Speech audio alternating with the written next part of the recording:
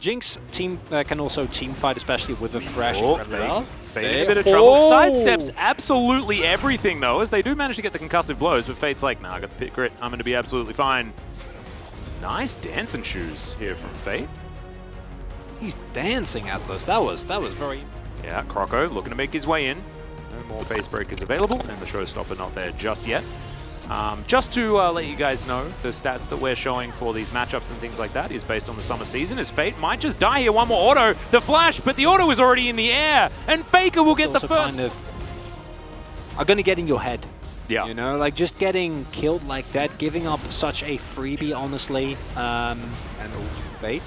Yeah, Faker fishing for yet another chain, but Fate pretty close to his turret this time around. He should be okay. It's Teddy and Carrier looking very aggressively postured here on the bottom side of the map on Live Sandbox. They know that Faker and Owner are both out of position, and Prince is just dead.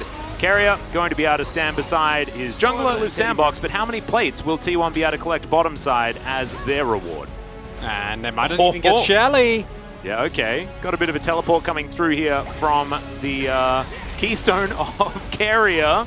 So he's going to turn up. Cannon's going to have to flash away pretty early, though, as Carrier's going to surprise them by popping towards this Baron pit. Now moving potentially away as Croco. Moonlight Vigil going completely wide. The Moonfall, I tell a lie, is now Summit. He's going to have to get out of there. T1 immediately on top of him, though, as Cannon just blocking the rest of Liv Sandbox out of the area. He will sacrifice himself for it as Faker just watches as the hook doesn't connect. And now he's got his cooldowns back. Heartbreaker comes forward. Effort going to be taken down. And now it's just the resets to come through. Faker collects another kill, and Sandbox are falling apart. Pretty happy about his decision, already reaping the rewards. The Flame Trumpers just tell Teddy to move away, and he's going to say, all right. As now, he's just looking to kill Prince underneath this turret. Moonlight Vigil is going to miss. Good sidestep there from Prince, as Teddy is going to take a turret shot, but still wins out on the trade, as now Summit is dead here on the top side of the map. Goodbye. And T1 now just going to start. And this is the cross-map play being set up by Sandbox. And this should be successful. Faker does have TP. Yep, Slicing Maelstrom is available. There's no stopwatch here for Canna or anything like that, so this is dangerous, and that teleport that you were talking about certainly comes on in. The special delivery of the cannon. He keeps himself alive for quite some time, but the face break is good. Croco gonna find the Moonfall, but it's not going to be enough to save his life, as now Faker actually moving the other way, just playing the do-si-do here with Liv Sandbox. The Summit gets into angry mode, but it is going to be about Faker just trying to run them around. The Haymaker comes through, the Gnar is avoided, and Faker is going to take his time moving back to this one, and he knows that he can make this a 1v1 on either side, but still strong in the mid game if they are able to get any sort of advantage, because playing around Vision for this comp, so scary for Liv Sandbox. They don't even need an advantage, you just need to not be behind. Oh, but when Prince almost explodes, the chains are still connected. It's not quite enough damage just yet here for Faker. That's through exhaust. Actually get something done, right? Like, you have very limited range wave clear. It's basically just Prince. If he doesn't pop off in fights, you're going to be reliant on the synergy between your three topsiders. But again, with the amount of control that is available, T1 really going to have to run into it as... Yeah, Croco and Fate moving on in here. Carrier is just going to give himself away for this one, knows that he's dead. And meanwhile, in a turret falls in the mid lane. And Summit is also splitting on the bottom side. I think you can take it, I just don't think they want to. Which is kind of funny, but with the amount of pressure that they've already found, the outers already down in both mid and bot, and the fact that, yeah, giving up this Drake as well, or getting this Drake rather as T1, just puts off... Oh no, it's Infernal. So, oh no. That's going to break down some of the walls here as T1 moving on in. Not going to be able to steal away Shirley, but now they're just going to guard the eye as best they can. And Liv Sandbox, they're not allowed into this river. This is T1 territory. And it's just not going to be a thing. So the eye's looking around, it's like, where are my owners? Where's my family? They're not coming to collect you, I'm sorry. You're going to have to go back to the void. It's just the saddest. Actually, is it sadder than being, you know, Cannon or Aphelios? Yeah, well, anyone that does damage. Yeah, it's not very fun to play into, and it's also less space available for Summit to make the big plays, right? Look at the spaciousness that is now here for T1. Drake's getting started up.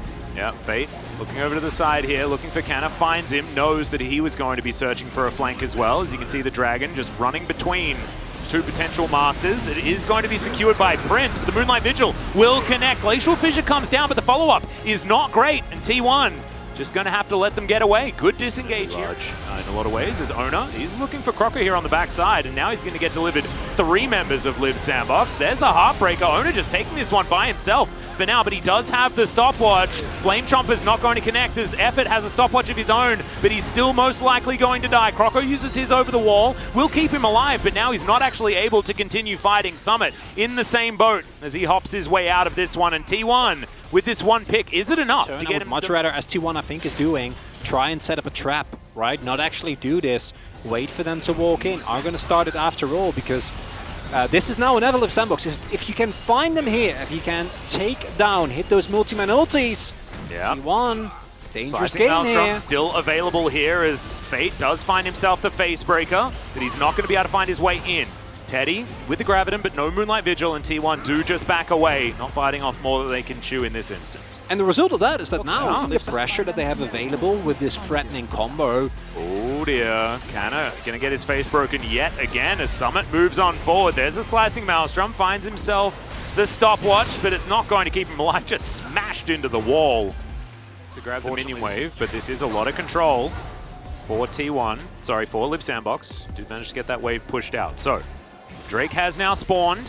Liv Sandbox still thinking about whether or not they want to contest for this Baron or just take the Drake. And Summit has said Dragon time.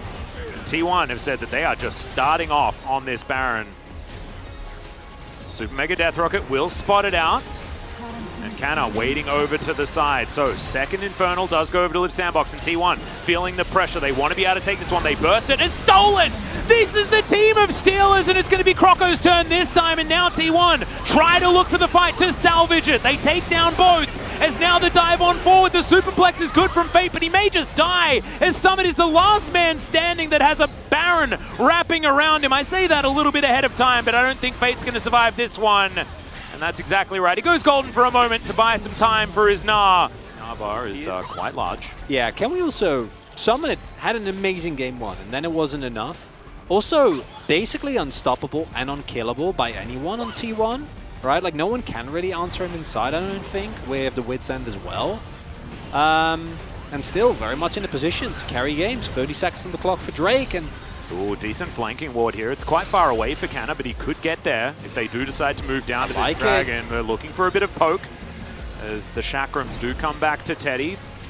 Calibrum is available as Owner's going to move to the south.